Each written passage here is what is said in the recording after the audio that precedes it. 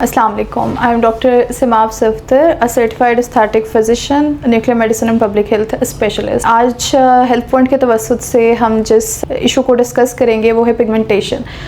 Pigmentation या brown spots जिसको हम उर्फ़ आम में कहते हैं, वो आपके सन एक्सपोजर से एजिंग के साथ और आपकी स्किन की अच्छी निगहदाश्त ना होने के बाइस जो एज प्रोग्रेस करती है वो प्रोमिनेंट होना शुरू हो जाते हैं। इसकी ट्रीटमेंट में काफ़ी लोग समझते हैं और यूज़ करते हैं विटामिन सी सीरम्स और vitamin C creams. Vitamin C actually आपका ऐसा विटामिन है जो नेचुरली आपकी फूड्स में भी अवेलेबल है, इसके अलावा फॉर्मुलेशन में फार्मेसी प्रोडक्ट्स के अंदर भी अवेलेबल होता है।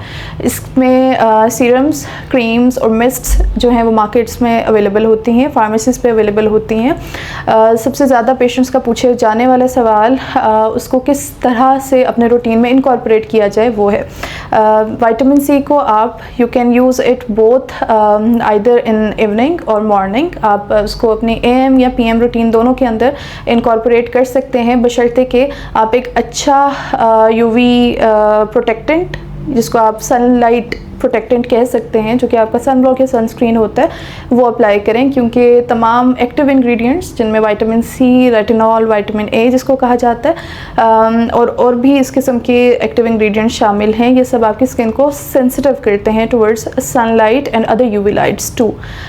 सेकेंड इम्पॉर्टेंट थिंग कि आप इसमें क्या स्ट्रेंथ यूज़ करें वो इम्पॉर्टेंट है। विटामिन सी मल्टीपल स्ट्रेंथ्स में आपकी मार्केट्स में या फार्मेसीज़ पे अवेलेबल होता है, जो एक्चुअली स्ट्रेंथेंड या कंसनट्रेटेड विटामिन सी होता है। इट ऑलवेज कॉजेज़ पर्जिंग, यानी कि वो यूज़ के विद इन 1 और 2 वीक्स आपके स्किन के ऊपर छोटे स्पॉट्स या एक्नी लेकर आता है। दैट इज़ कम्प्लीटली नॉर्मल, क्योंकि वो आपकी स्किन का सेल टर्नओवर जो है उसको बढ़ा रहा है और ज़्यादा कर रहा है। उसमें परेशान होने से पहले माइंड में बात जो अहम रखने वाली है वो ये है कि आप उसको एटलीस्ट 4 to 5 वीक्स देंगे to adapt your skin towards a new active ingredient। Vitamin C को आप कभी भी रूटीन में डेली यूज़ के अंदर एट बिगिनर लेवल यूज़ नहीं करेंगे, आप उसको बिल्ड अप करेंगे slowly and gradually like other active ingredients.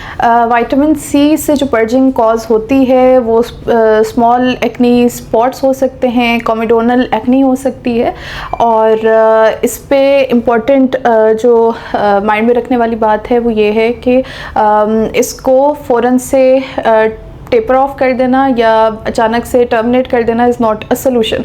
आप इसको 4 to 5 वीक्स इनिशियली देंगे, उसके बाद जब आपकी स्किन इसके साथ अडैप्ट हो जाती है तो you may continue using it. अगर आपकी पर्जिंग या एक्नी जो है वो 4 to 5 वीक्स के बियॉन्ड परसिस्ट करती है तो then you may stop using vitamin C. Every active ingredient is not for every skin. आप इसको अगैन मॉर्निंग में या इवनिंग में अपने कन्वीनियंस के अकॉर्डिंगली यूज़ कर सकते हैं। दोनों स्कूल ऑफ थॉट्स एग्जिस्ट करते हैं। हम पेशेंट्स को दोनों टाइम बता सकते हैं, आप दोनों टाइम्स में उसको यूज़ कर सकते हैं, प्रोवाइडेड दैट आप एक अच्छा बेसिक स्किन केयर जो है वो लेकर चलें, और इसके अलावा अपनी स्किन को सन प्रोटेक्शन के असूलों के मुताबिक लेकर साथ चलें। विटामिन सी को बाकी एक्टिव इंग्रेडिएंट्स के साथ इनकॉर्पोरेट करने का क्वेश्चन भी पेशेंट्स पूछते हैं। हमेशा अपने फिजिशियन से मुशावरत करने के बाद आप कोई भी एक्टिव इंग्रेडिएंट अपने फेस पे यूज़ करेंगे। कॉस्मेटिक कंपनीज़ भी जो है उनके मल्टीपल एक्टिव इंग्रेडिएंट्स जो हैं वो मार्केट्स में या फार्मेसीज़ पे अवेलेबल होते हैं, तो you have to do your due research on it कि किस विटामिन सी सीरम की या क्रीम की स्ट्रेंथ कितनी है, उसके अंदर और बाकी इंग्रेडिएंट्स क्या हैं, और आप ऑलरेडी कोई एक्टिव इंग्रेडिएंट अगर यूज़ कर रहे हैं तो उसके साथ उसका क्या रिएक्शन हो सकता है, या वो उसके बेनिफिट्स को मज़ीद स्ट्रेंथन करेगा या करेगा।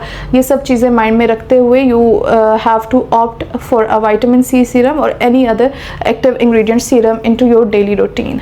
गर्मियों के आने के साथ ही स्किन पे एक्सेस स्वेटिंग होना शुरू हो जाती है, आपके पोर्स इनलार्ज हो जाते हैं। व्हेन योर पोर्स इनलार्ज, आपके सेबेशियस ग्लैंड्स ज़्यादा एक्टिव होते हैं, वो ज़्यादा सीबम जिसको हम पसीना कहते हैं वो रिलीज़ करना शुरू कर देते हैं, और एज अ रिज़ल्ट आपके पोर्स की क्लॉगिंग स्वेटिंग होगी और वो आपके वाइट हेड्स और ब्लैक हेड्स में कन्वर्ट होगा। स्किन के अंदर जो मौजूद पोर्स हैं या मसाम हैं, उनके अंदर जब पसीना इकट्ठा होता है तो वो आपके मसाम को बंद करता है। यही बंद मसाम फिर आगे चल के आपके वाइट हेड्स और ब्लैक हेड्स इवन एक्ने में कन्वर्ट हो जाते हैं जब अंदर बैक्टीरिया ग्रो करना शुरू कर देता है। गर्मियों के मौसम के साथ ही ये सब चीज़ें ओपीडी में ज़्यादा देखने को मिलती हैं। एक अच्छी बेसिक स्किन केयर जिसमें आपकी रोज़ाना की क्लेंजिंग, स्किन पे जितना आपका दिन में स्वेटिंग हो रही है, सीबम प्रोड्यूस हो रहा है, उससे रात को अच्छी तरह से रिमूव करके सोना, और इसके अलावा मेकअप प्रोडक्ट्स जो आप यूज़ कर रहे हैं उनको प्रॉपरली क्लेंस ऑफ करना by the end of the day is quite mandatory for it. Apart from this you can always incorporate some active ingredients, जैसे कि सैलिसिलिक एसिड इंग्रेडिएंट है, एक एक्टिव इंग्रेडिएंट है।